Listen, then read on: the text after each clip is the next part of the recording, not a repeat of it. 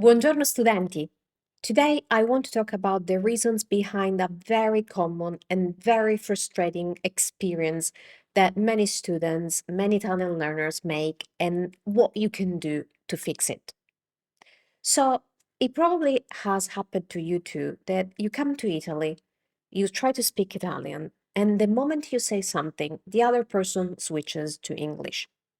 For example, you might say something like, Buongiorno, vorrei un cappuccino. And the other person, the Italian person, replies, Sure, one cappuccino. Now, I understand this can be extremely frustrating. And what's even worse is that many students also start thinking that maybe the reason is that their Italian is not good enough. So they feel discouraged and they give up speaking in Italian entirely, losing a valuable opportunity to practice the language, which is something I cannot stand. No, I don't want this for my students. I want you to be able to speak Italian. So the point is that in reality, this often has nothing to do with your level of Italian. There are usually other reasons. So, this is what I want to talk about. The most common reason is that many Italians want to avoid misunderstandings. This often happens in places like restaurants or cafes or shops. The person working there wants to make sure that they understand exactly what you want, and also they probably want to get to business fast because it's often very crowded where they work. So as soon as they realize that you are not a local, they will immediately switch to English, and that's why. Now, to support my point, I want to share this with you. This has actually happened to me so many times in Florence, at Firenze, and I think once in Milan too, a Milano. At Firenze, just the fact that you just walk in the city center with a relaxed attitude immediately qualifies you as a tourist. And so they immediately address you with, Good morning, or here's our menu. And I promise this has happened to me so many times. So, what can you do in this situation? The key is very simple. Politely signal that you want to continue in Italian and please don't give up. So, like for me, what I do is that I tell them, sono italiana. And they're like, va bene, va bene. So, what I would recommend for you is to learn some key sentences that enable you to let them know you will rather continue in Italian and these sentences also will show them that you can actually handle that. So, let me show you some key sentences that will help you with this while still sounding very polite and very respectful. Ok, frase numero uno. Sto imparando l'italiano. So the first thing you want to do is to qualify yourself. Like I say, sono italiana, parliamo italiano. You can say sto imparando italiano. So you want to speak Italian.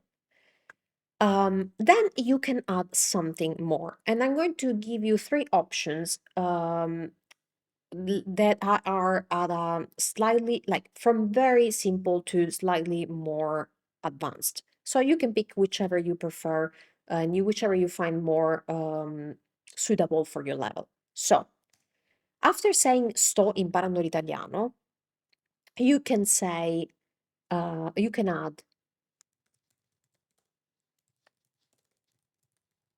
possiamo parlare italiano? Can we speak Italian? So this is the simple way to express your point. Sto imparando l'italiano. Possiamo parlare italiano? Now, if you want to avoid this repetition, sto imparando l'italiano, possiamo parlare l'italiano, you can also say sto imparando la lingua. So sto imparando la lingua means I'm learning the language. So if you want, you can say sto imparando la lingua. Possiamo parlare italiano? Perfetto. Now, another option that's slightly more advanced. Let's take a little bit more space.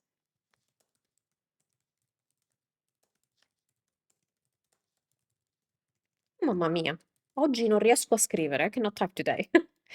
Ok.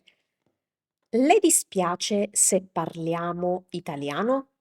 This means, would you mind if we speak Italian? So this is a very polite way to ask that. The first one is perfectly fine. I'm just trying to give you more options so you can pick the one you like the most. So, le dispiace se parliamo italiano? Or something else you can say. So, sto imparando la lingua.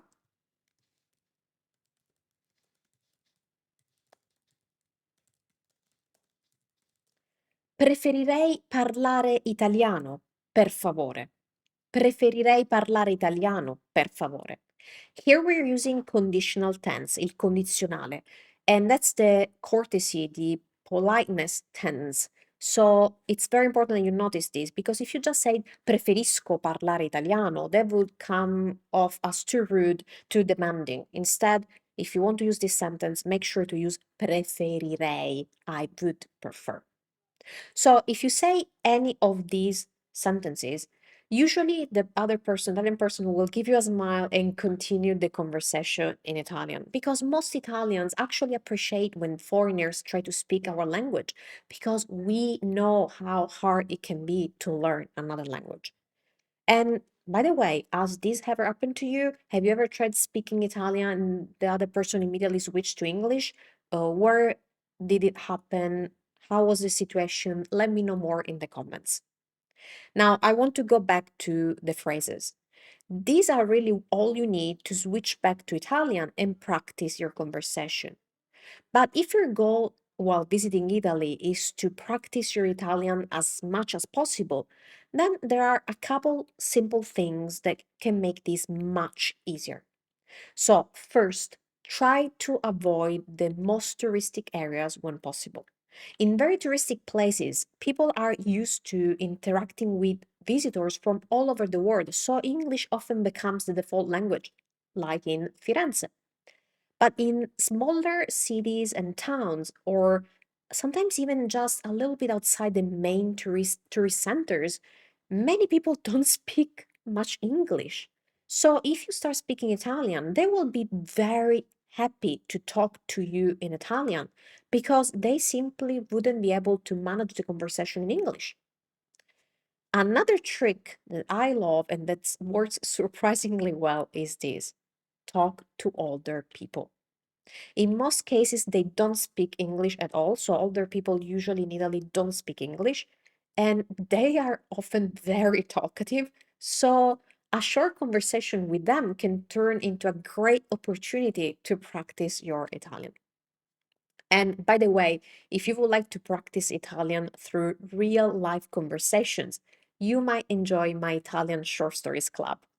Italian Short Stories Club is my online program where you learn Italian by reading and listening to engaging stories designed for beginner and intermediate students. Inside the club, you will follow the story of Jack and Mary, a couple of American tourists traveling through Italy. And each chapter includes dialogues, audio recordings, and vocabulary that help you understand how Italians actually speak in everyday situations. You can access the first chapter for free, and you will find the link in the description below this video. Now, there's something else I want to share with you today. What we talk about today is one of the main reasons why Italians switch to English. But there are also a couple of factors that can make this situation more likely to happen. First of all, pronunciation can play a very important role. When your pronunciation is clear, Italians immediately understand that you really speak the language, not that you just memorize a few phrases here and there. And so they will be more likely to reply to you in Italian. And another important factor is knowing how Italians actually say things in everyday situations, like ordering coffee at a cafe or making a request at a restaurant. Because there's often a difference between textbook phrases and real life phrases in Italian, and that also can give you away immediately. That's exactly why I focus quite a lot on these topics here on this channel, because I know they can make a big difference when you try to use your Italian in real life conversations. So if you would like to work on these aspects, I've created two playlists on this channel. One is dedicated to Italian pronunciation, and the other one to useful Italian phrases for real conversation. You will find both of the playlists linked in the description below this video if you want to watch more. And please, please remember, if Italian switch to English, it's not about you. Just politely ask to continue in Italian with the phrases that we learned today, and please enjoy your conversation. And that's all for today. È tutto per oggi. Ci vediamo al prossimo video. Ciao da Valentina.